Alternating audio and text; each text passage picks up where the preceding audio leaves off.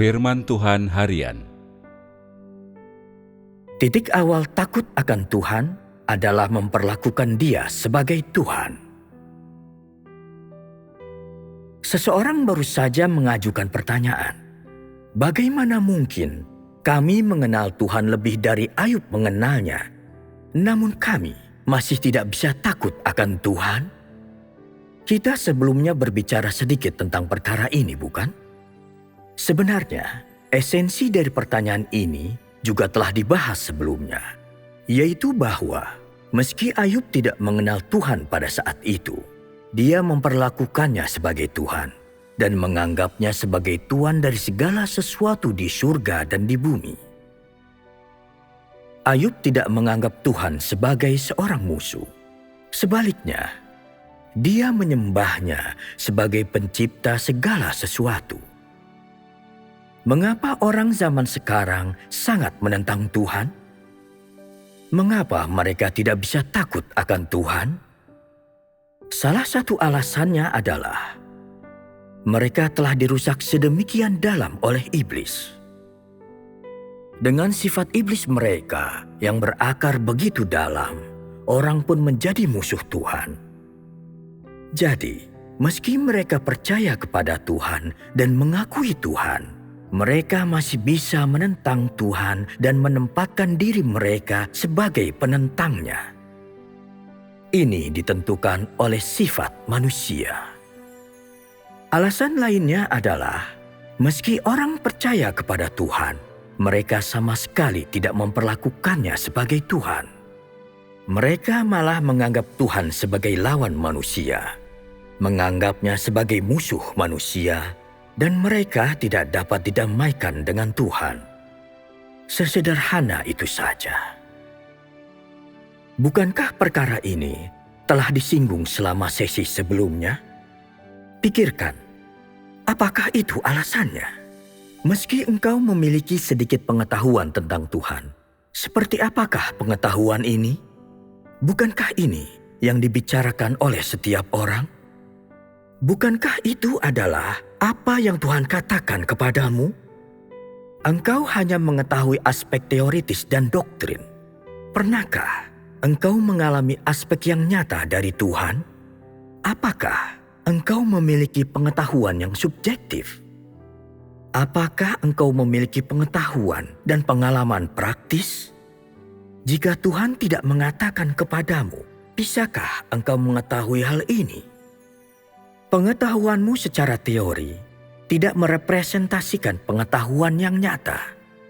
Singkatnya, tidak peduli seberapa banyak engkau mengetahui dan bagaimana engkau dapat mengetahuinya. Sebelum engkau mencapai pemahaman yang nyata tentang Tuhan, Tuhan adalah musuhmu. Dan sebelum engkau benar-benar memperlakukan Tuhan seperti demikian, Dia diposisikan sebagai lawanmu karena engkau merupakan perwujudan iblis. Jika engkau bersama dengan Kristus, mungkin engkau bisa menyajikan baginya makanan 3 kali sehari. Mungkin menyajikan teh baginya, memperhatikan kebutuhan hidupnya. Tampaknya memperlakukan Kristus sebagai Tuhan. Kapanpun sesuatu terjadi, sudut pandang orang selalu bertentangan dengan sudut pandang Tuhan. Mereka selalu gagal memahami sudut pandang Tuhan, gagal untuk menerimanya. Meski orang mungkin bersahabat dengan Tuhan di permukaan, ini tidak berarti bahwa mereka sesuai dengan Tuhan. Segera setelah sesuatu terjadi, kebenaran tentang ketidaktaatan manusia pun muncul, menegaskan permusuhan yang ada di antara manusia dan Tuhan. Permusuhan ini bukan karena Tuhan menentang manusia, bukan karena Tuhan ingin bermusuhan dengan manusia, dan bukan karena Tuhan menempatkan manusia sebagai lawan dan memperlakukan manusia seperti demikian. Sebaliknya, ini adalah kasus esensi yang menentang terhadap Tuhan yang tersembunyi dalam kehendak subjektif manusia dan dalam pikiran bawah sadar manusia. Karena manusia menganggap semua yang berasal dari Tuhan sebagai objek penelitiannya, tanggapannya terhadap apa yang berasal dari Tuhan dan apa yang melibatkan Tuhan di atas segalanya adalah untuk ditebak dan diragukan. Dan manusia kemudian dengan cepat mengambil suatu sikap yang berkonflik dengan Tuhan dan menentang Tuhan. Setelah itu, manusia akan mengambil suasana hati yang pasif ini dan membantah Tuhan atau menentang Tuhan, bahkan sampai pada titik ketika dia akan ragu apakah Tuhan semacam ini layak untuk dia ikuti.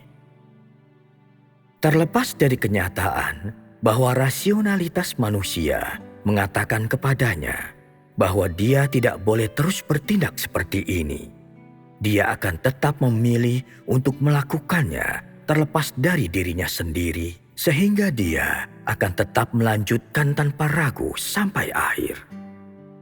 Sebagai contoh, seperti apakah reaksi pertama dari beberapa orang ketika mereka mendengar desas-desus atau fitnah tentang Tuhan? Reaksi pertama mereka adalah, "Aku tidak tahu apakah desas-desus ini benar atau tidak.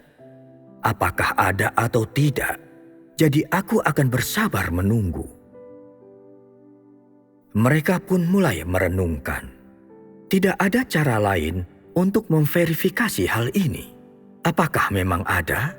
Apakah desas-desus ini benar atau tidak?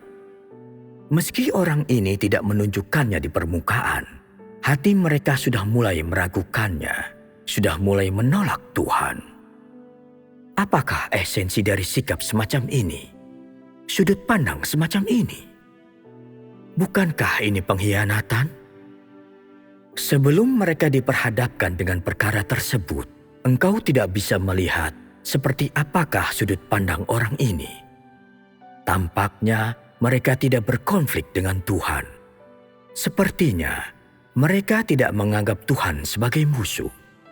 Akan tetapi, segera setelah mereka diperhadapkan dengan itu, mereka segera berdiri bersama iblis dan menentang Tuhan. Apakah artinya ini? Ini berarti bahwa manusia dan Tuhan bertentangan.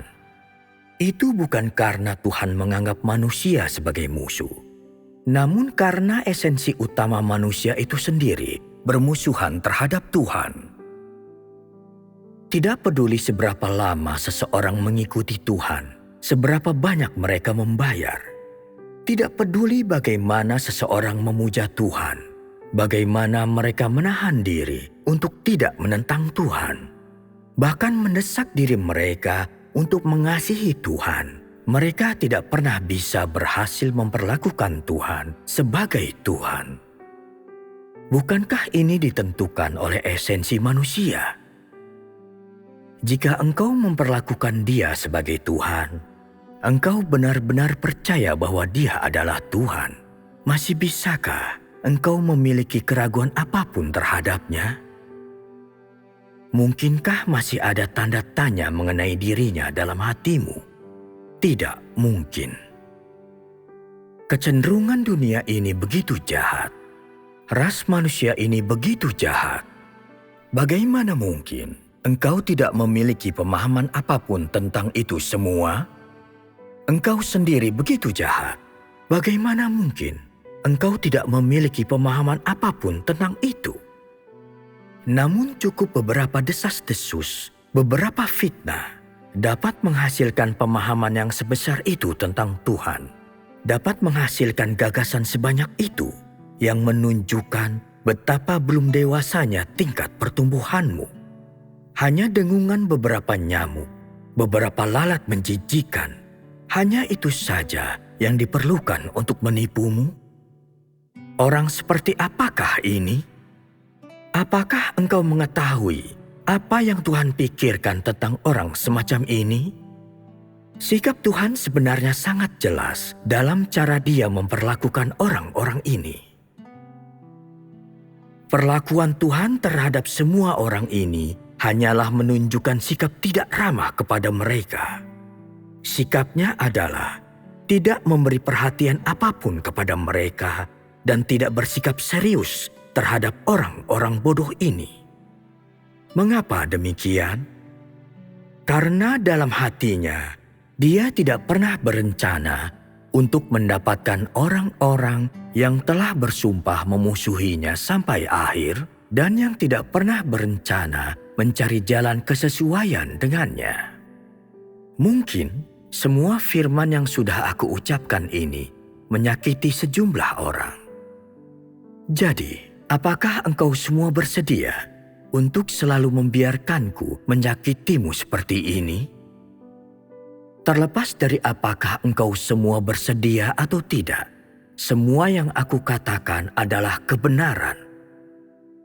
Jika aku selalu menyakitimu seperti ini, selalu mengekspos lukamu, apakah itu akan memengaruhi citra Tuhan yang luhur di dalam hatimu? Tidak akan. Aku setuju bahwa itu tidak akan. Karena sesungguhnya tidak ada Tuhan di dalam hatimu. Tuhan yang luhur, yang mendiami hatimu, yang engkau semua bela dan lindungi mati-matian, sama sekali bukanlah Tuhan, melainkan hanyalah hasil imajinasi manusia. Itu sama sekali tidak ada. Jadi, lebih baik aku membeberkan jawaban atas teka-teki ini. Bukankah ini kebenaran yang utuh? Tuhan yang sesungguhnya bukanlah hayalan manusia. Aku berharap engkau semua dapat menghadapi kenyataan ini, dan hal ini akan membantu dalam pengetahuanmu tentang Tuhan.